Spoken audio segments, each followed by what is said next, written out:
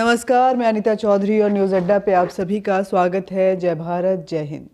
देखिए, हम उत्तर प्रदेश के चुनावी दौरे में ये बार बार मैं कहती हूँ और बार बार इसलिए कह रही हूँ कि आप समझिए कि चुनावी अड्डेबाजी जो गांव-गांव हो रही है वो आपको वो दृश्य बता रही है कि गांव तक विकास किस रफ्तार में पहुंची है। लोगों के मन में इस विकास को लेके क्या उम्मीदें हैं, क्या संतुष्टि है।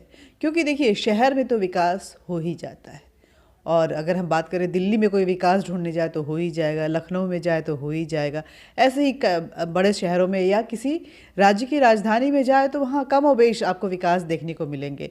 और उस विकास में अगर आप देखें तो चाहे जितना भी विकास हो जाए, हमने अमूमन ये देखा है, ये साइकोलॉजी है कि शहर के लोगों को संतुष्टि भी नहीं नज़र नहीं आती है, क्योंकि उम्मीदें और ज़्यादा, अवेयरनेस बहुत ज़्यादा रहता है। वजह ये होती है, उनको इतनी अवेयरनेस है, वो हर बात में डेवलपमेंट को जब वर्ल्ड प्लेटफॉर्म पे आते हैं तो कहीं ना कहीं उनको लगता है कि अप टू मार्क नहीं है। लेकिन वो लोग जिनके पास कुछ भी नहीं है और आज अगर कुछ भी पहुंचा है तो उनके लिए बहुत बड़ा बदलाव होता है। जिनके पास सड़कें नहीं होती हैं वो गड्ढे भरे या बारिश के दिनों में मिट्टी कीचड़ में फंसे हुई सड़कों से अपने किसी बीमार व्यक्ति को वो अस्पताल तक ले जाते थे, आज उनके लिए अगर उनके घर तक पक्की सड़क पहुंच गई है तो ये बदलाव भी, ये विकास भी उनके लिए बहुत ज़्यादा है। उनके गांव में हॉस्पिटल आ गया है तो ये विकास उनको अच्छा लगता है कि कम से कम हॉस्पिटल आया, एक डॉक्टर तो है जो इमरजेंसी सेवा दे सकता है। हो सकता है कि उस हॉस्पिटल की इंफ्रास्ट्रक्चर जो है वो वर्ल्ड क्लास की नहीं होगी, लेकिन अस्पताल आ गया है, स्कूल आ गए हैं और बच्चे पढ़ाई करने अपने ही गांव में जा रहे हैं, अपने ही आसपास के क्षेत्र में जा रहे हैं, तो ये उनको अच्छा लगता है। हम देवरिया में हैं और देवरिया में ऐसे ही घूमते घूमते हमने देखा देवरिया के जो प्रत्याशी हैं, बीजेपी के प्रत्याशी सलभमणि त्रिपाठी हैं, काफ़ी सुर्खियों में हैं। सुर्खियों में इन द सेंस कि पहली बार वो चुनावी रण के मैदान में हैं, वो पत्रकार भी रह चुके हैं। लोग जिस क्षेत्र से उनको ये इस रण में उतारा गया है उसी क्षेत्र से वो बिलोंग भी करते हैं और लोगों से कनेक्ट रहते हैं। ऐसा कहा गया जितना मैं उन लोगों के पास गई कि वो जब कुछ ऐसे राजनेता नहीं भी बने थे तब भी लोगों से मिलना, लोगों से बातें करना, उनसे कनेक्ट रहना उनको बहुत अच्छा लगता था। जब वो नामांकन करने गए तो अपने प्रस्तावक को लेकर के काफ़ी सुर्खियों में रहे, क्योंकि सफाई कर्मी और जो उनके घर में हॉकर जो थी, जो उनके घर में सुबह सुबह अखबार पहुंचाया करती थी और ई रिक्शा चलाती थी, लड़की थी, उनको उन्होंने प्रस्तावक बनाया। एक मिसाल कायम की कि सफाई कर्मी जो है, जो पूरे आसपास के क्षेत्रों की सफाई कर रहा है, वो कितना महत्वपूर्ण है हम सब के लिए। और एक मिसाल कायम करते हुए देवरिया जैसे शहर में अगर कोई महिला ई रिक्शा चला रही है और अखबार बांटने का काम कर रही है तो अपने में आप में बेहद साहसपूर्ण काम है।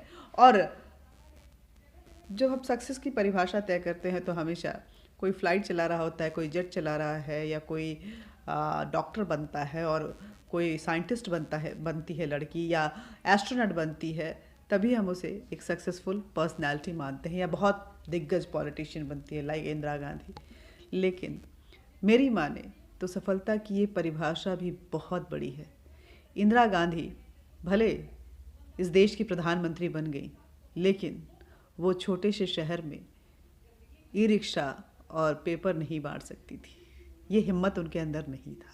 ये हिम्मत उस लड़की में जो देवरिया में बांट रही है। और इसको मैंने देखा कि सलभ इस चीज़ को बहुत अप्रिशिएट करते हैं। दैट बीइंग अ फीमेल हमको बहुत अच्छा लगा ये कि this kind of encouragement really needs the society.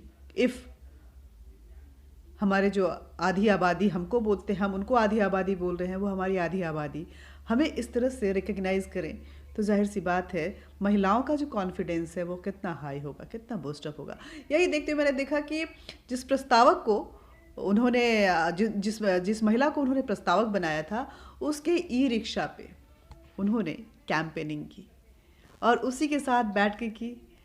अब समझिए ये नज़ारा और उस लड़की के लिए कितना मॉरल बूस्टअप होगा कि एक तो प्रस्तावक बनाया, उसके साथ उसके बाद वो जो पार्टी जो कि अभी रनिंग गवर्नमेंट में है, और ऐसा माना जा रहा है कि आने वाले समय में उसकी सरकार जो है फिर से एक बार बन सकती है, उसका एक प्रत्याशी उसको प्रस्तावक ही नहीं बनाता है बल्कि उसके साथ बराबरी में बैठते हुए कैंपेनिंग करता है और लोगों के लिए उसकी एक अलग पहचान बनवाने की कोशिश करता है। ये विजुअल जो है वो उत्साहवर्धक है।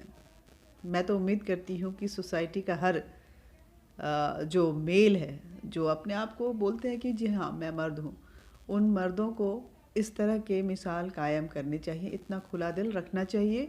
और अगर किसी के अंदर गट्स है, किसी महिला के अंदर, कि वो अपने दम पे ईमानदारी के साथ अपना जीवन यापन कर रही है, तो उसकी पहचान सोसाइटी में रिस्पेक्टफुली, एक इज्जत के साथ, एक रिस्पेक्ट के साथ होनी चाहिए। ये नज़ारा देखिए आप।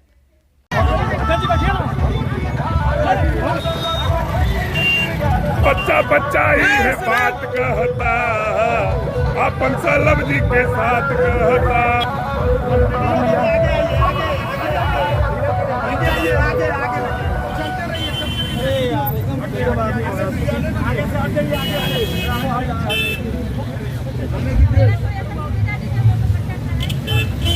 सलाम मणि त्रिपाठी,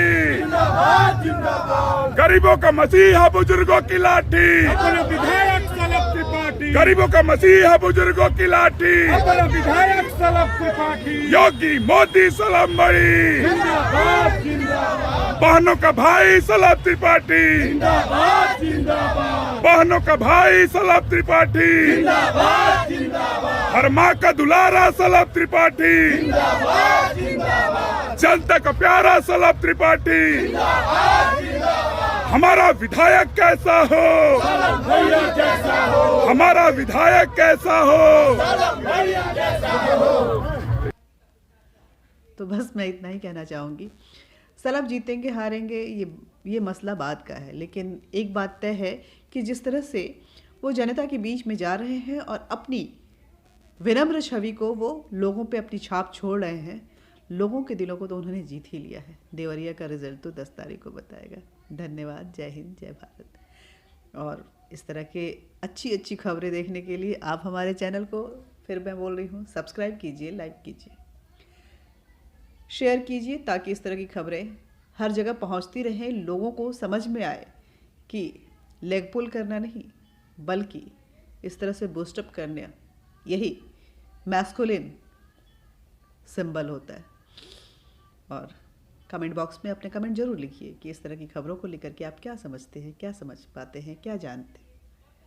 और बेल बटन दबा दीजिएगा ताकि नोटिफिकेशन आप तक पहुंचता रहे और आप हमारे वीडियोस को देखते रहें। धन्यवाद।